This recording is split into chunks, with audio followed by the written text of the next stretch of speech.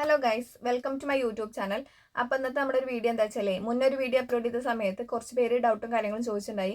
നമുക്ക് കമൻസിലൂടെ ഒരു doubt clear ചെയ്ത് കൊടുക്കുക എന്ന് പറഞ്ഞാൽ നമ്മൾ പറയുന്ന രീതിക്ക് മറ്റുള്ളവർക്ക് അത് മനസ്സിലായിക്കൊള്ളുന്നില്ല. അപ്പോൾ ഞാൻ എന്ത് വിചാരിച്ചു, ഒരു ചെറിയ വീഡിയോ ആയിട്ട് ചെയ്യാം.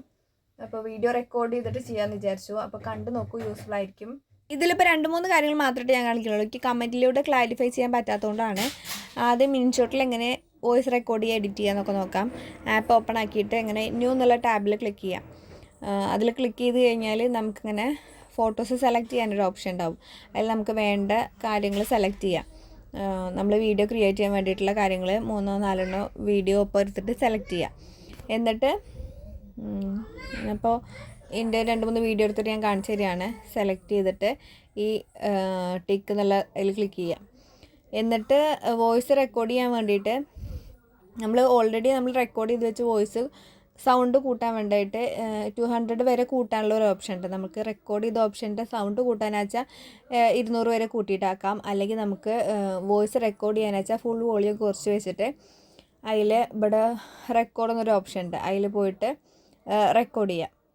ഇങ്ങനെ അതിൽ ടച്ച് ചെയ്ത് കഴിഞ്ഞാൽ റെക്കോർഡ് ചെയ്യാൻ വരും. ഒന്നില്ലെങ്കിൽ ഫുള്ളായിട്ട് നമുക്ക് സംസാരിക്കാം, അല്ലെങ്കിൽ ഇങ്ങനെ കട്ട് ചെയ്തിട്ട് സംസാരിക്കാം. എന്നിട്ട് ടിക്കിൽ നിൽക്കുക.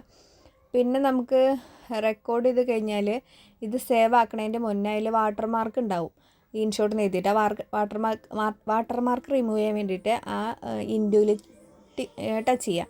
അതിൽ ടച്ച് ചെയ്ത് കഴിഞ്ഞാൽ റിമൂവ് ഫ്രീ എന്ന് കാണിക്കും. അതിൽ റിമൂവ് ഫ്രീയിൽ ടച്ച് ചെയ്ത് കഴിഞ്ഞാൽ ആ വാട്ടർമാർക്ക് പോയി കിട്ടും. പിന്നെ വേറൊരാൾ ചോദിച്ച ഡൗട്ടാണ് കേട്ടോ, ഈ യൂട്യൂബിൽ ഷോർട്സ് അപ്ലോഡ് ചെയ്യുന്ന സമയത്ത് നമ്മൾ ബാക്ക്ഗ്രൗണ്ട് മ്യൂസിക് ആഡ് ചെയ്യില്ലേ, അതെങ്ങനെ കൊടുക്കുക എന്നുള്ളത്. അപ്പോൾ ഞാനത് കാണിച്ചു തരാം. നമ്മൾ യൂട്യൂബ് ഓപ്പൺ ആക്കുക. പിന്നെ താഴത്തെ ഇതിൽ പോയിട്ട് നമുക്ക് ഏത് വീഡിയോ വേണ്ടത് നമ്മൾ എഡിറ്റ് ചെയ്ത് വെച്ച വീഡിയോ ഉണ്ടാവുമല്ലോ ഓൾറെഡി, അതിലൊരു വീഡിയോ സെലക്ട് ചെയ്യുക. അത് കഴിഞ്ഞിട്ട് ഡൺ എന്നുള്ള സിമ്പൽ കൊടുക്കുക. എന്നിട്ട് നെക്സ്റ്റ് കൊടുക്കുക. നെക്സ്റ്റ് കൊടുത്തു കഴിഞ്ഞാൽ അതിൻ്റെ ഏറ്റവും മുകളിലായിട്ട് ആഡ് സൗണ്ട് എന്നുള്ളൊരു ഓപ്ഷൻ കാണും. അതിൽ ക്ലിക്ക് ചെയ്തിട്ട് നമുക്ക് ഏത് മ്യൂസിക്കാണ് വേണ്ടതെന്നുള്ളത് സെലക്ട് ചെയ്യുക. ഞാനിപ്പോൾ ഇവിടെ സേവ്ഡ്, നമ്മൾ ഒരു നല്ല നല്ല പാട്ടുകളോ ഇതൊക്കെ കാണുമ്പോൾ നമ്മൾ സേവ് ചെയ്ത് വെക്കില്ലേ, അങ്ങനെ സേവ് ചെയ്ത് വെച്ചൊരു മ്യൂസിക് സെലക്ട് ചെയ്യാണ്. അങ്ങനെ സെലക്ട് ചെയ്തിട്ട് അങ്ങനെ ആരോ ക്ലിക്ക് ചെയ്യുക. പിന്നെ അത് കഴിഞ്ഞാൽ ഇതിൻ്റെ ഏറ്റവും അടിയിലായിട്ട് ഒരു ടിക്ക് മാർക്ക് വരും. ആ ടിക്ക് മാർക്ക് ക്ലിക്ക് ചെയ്ത് കഴിഞ്ഞാൽ ഇവിടെ ഇങ്ങനെ 2 സിമ്പൽ കണ്ടില്ലേ, ആ സിമ്പലിൽ ക്ലിക്ക് ചെയ്ത് കഴിഞ്ഞാൽ നമ്മുടെ ഓൺ വോയിസിൽ വോളിയം കൂട്ടി വയ്ക്കാനും മ്യൂസിക്കിൻ്റെ വോളിയം കുറച്ച് വെക്കാനും ഒരു ഓപ്ഷൻ ഉണ്ടാവും. അപ്പോൾ അതാകുമ്പോൾ ബാക്ക്ഗ്രൗണ്ടിൽ നല്ല രസമായിട്ട് കേൾക്കാൻ പറ്റും. എന്നിട്ട് നെക്സ്റ്റ് കൊടുത്തിട്ട് പിന്നെ അപ്ലോഡ് ചെയ്യേണ്ട പ്രോസസ്സുകൾ ചെയ്യുക.